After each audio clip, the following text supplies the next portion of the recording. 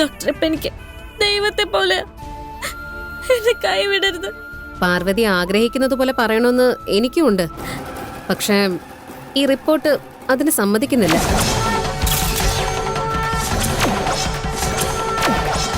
ഈ റിപ്പോർട്ട് പ്രകാരം നീ പ്രഗ്നന്റ് ആണ്.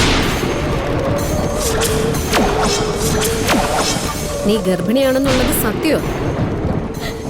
ഇല്ല ഇല്ല ഇല്ല,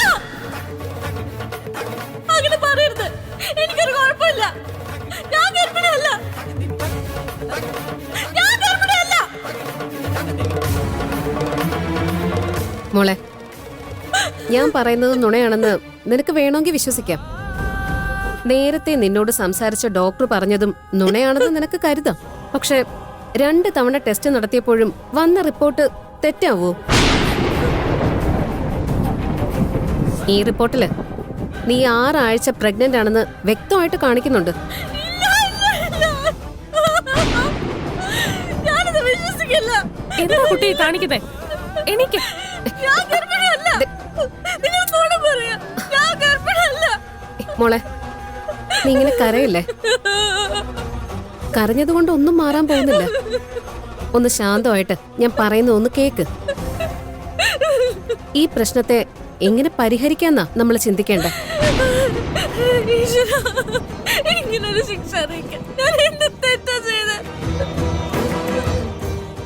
എനിക്ക് മാത്രം എന്താ ഇങ്ങനെയൊക്കെ നടക്കുന്നത്? എന്റെ ജീവിതം നശിച്ചല്ലോ. കരയില്ലേ പാർവതി? നീ എവിടുന്നാ വരുന്നേ? നിന്റെ കൂടെ ആരാ വന്നത്? ഡോക്ടർ, ഈ കുട്ടി ഒറ്റയ്ക്കാ വന്നത്.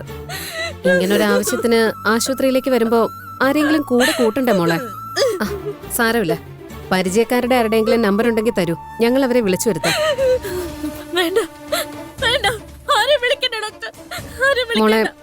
ഇങ്ങനൊരു അവസ്ഥയിലായെന്ന് കരുതി നിന്റെ ജീവിതമൊന്നും അവസാനിക്കുന്നില്ല. ഈ പ്രശ്നം നമുക്ക് പരിഹരിക്കാം. പക്ഷേ അതിനാദ്യം നീ ഗർഭിണിയാണെന്ന് നീ വിശ്വസിക്കണം. ഇത് നിനക്ക് ഒറ്റയ്ക്ക് കൈകാര്യം ചെയ്യാവുന്ന ഒരു വിഷയമല്ല. നിന്റെ അച്ഛനും അമ്മയും എവിടെയാ? അവരെ ഈ വിവരം അറിയിക്കണം. നിനക്ക് സംസാരിക്കാൻ ബുദ്ധിമുട്ടുണ്ടെങ്കിൽ അവരുടെ നമ്പർ തന്നാ മതി. അവരെ ഇങ്ങോട്ട് വിളിച്ചു വരുത്തി ഞാൻ അവരോട് സമാധാനത്തോടെ കാര്യങ്ങൾ പറഞ്ഞ് മനസ്സിലാക്കിപ്പിച്ചോളാം. വേണ്ട വേണ്ട, അച്ഛനമ്മയൊന്നും അറിയരുത്.